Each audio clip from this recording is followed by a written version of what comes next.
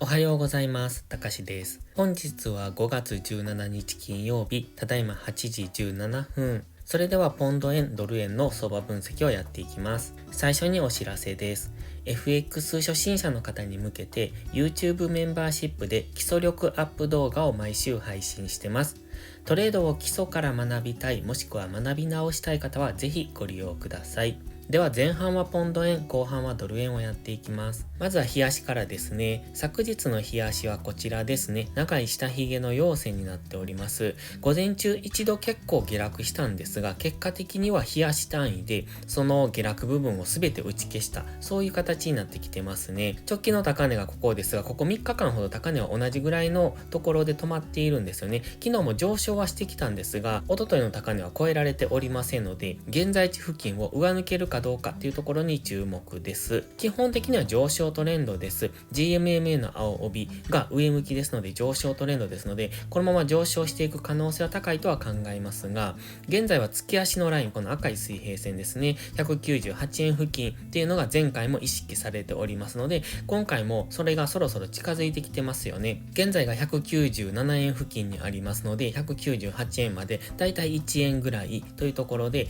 もうそろそろ高値が意識されるところにきますので、そこはご注意ください。そうするとここでのダブルトップでの下落になるのかということも考えておきたいです。ストキャスティクスは高値圏ですので、当然ここからダブルトップで大きく下落していくっていうことも考えられます。その場合はまずは194円付近ですね。そこを突破してくると191円ぐらいまで下落してくると考えますが、まずは昨日が下髭の陽線になっておりますので、本日は一旦上昇方向を見ておきたい。ただし天井はそろそろ近いかもしれないとは考えておきたいので、その辺も注意して見ておく必要があります。では4時間足です。4時間足はずっと上昇トレンドだったんですね。GMMA の青帯上向きで、昨日朝のこの大きな下落で GMMA に押しを作って、そこからの上昇になってきてます。ただ直近の高値、この黄色丸の高値ですね、ここがまだ超えられていない。前回の上昇もそこを超えられておりませんので、まずは一昨日の高値、このあたりですね、197円付近を上抜けられるかどうかというところに注目。そこを上抜けると次197円のミドルぐらい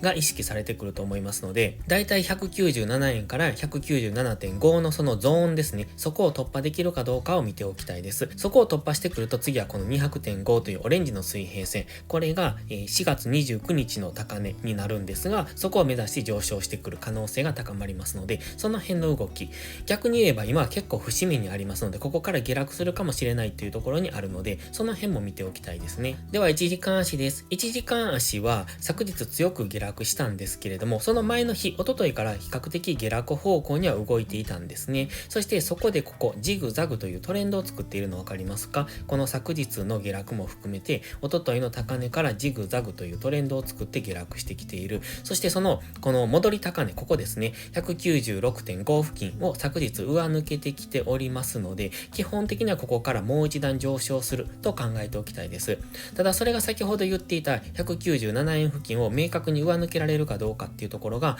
本日注目ポイントですので、まずは今ちょっと上げ止まっている感がありますよね。昨日の夜からのこの上昇を見ているとちょっと上値を抑えられている感じがしますので、一旦の下落を本日は見ておいてもいいかもしれません。その場合は1時間足の GMMA 付近ですね、このあたりですので 196.5 付近、そこまでの押しを待って、そこからの次の上昇の流れをイメージしておくといいかもしれません。今は1時間、4時間、日足と全てストキャスティクス高値圏にありますので、ここからこのまま上昇していく可能性もあるんですが、やはり一旦の押しを待ちたいので、少なくとも1時間足の GMMA 付近までの押しを待って次の上昇の流れに乗っていけるといいと思います。もちろんこのまま上昇していった場合は、先ほど4時間足で見ていたこのオレンジの水平線ですね、197.5 付近を明確に上抜ければ200円ぐらいを目指して上がっていくと思いますので、その辺の流れについていってもいいと思いますが、ストキャスティクス高値圏にあるので、大抵ストキャスティクスが高値圏にありますと一旦調整の動きをしがちですので、本日はそこを待っておきたいです。では次はドル円を見ていきましょう。ドル円も同じですね。ポンド円と同じく長い下髭の陽線になってます。ただしポンド円よりドル円の方が弱い印象を受けますよね。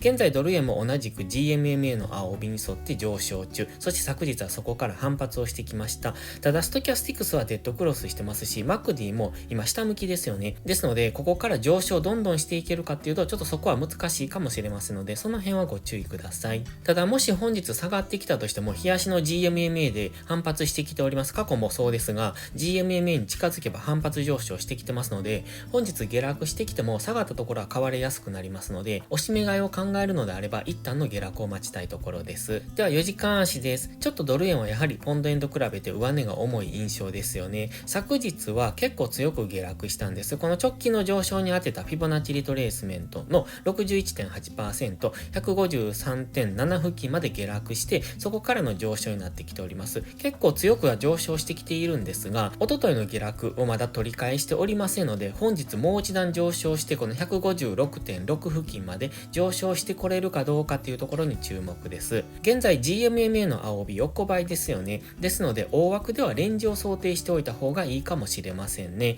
今のところの動きを見ていると、ここのところ為替介入の影響で分かりにくい動きをしているんですが、GMMA の青帯を上抜けたり下抜けたりと方向感のない動きをしてますので、本日もしここから上昇してきても、一旦の天井を 156.5 付近と考えておいて、そこを突破してくれば158円ぐらいまで上昇していく、このオレンジの水平線付近まで上昇すると考えるんですが、まずは直近高値の 156.5 付近をイメージしておいて、そこが天井になるイメージですね。で、そこから再びこの GMMA の青帯をまたいで上下上下というような動きをする可能性を考えておきたいです。こちらもストキャスティクスはそろそろ高値圏ですので、今は GMMA 付近にあって、もしここから上昇しても天井は近くなってくる可能性がありますね。もちろん GMMA の青帯を突破できないと、ここからまた昨日の安値を目指して下落する可能性が出てきますので、ストキャスティクス高値圏ですので、ちょっとここの動き注目ですね。本日 GMMA の青帯を突破してくるのか、それともここで上値を抑えられて下落していくのかっていうところに注目です。では1時間足です。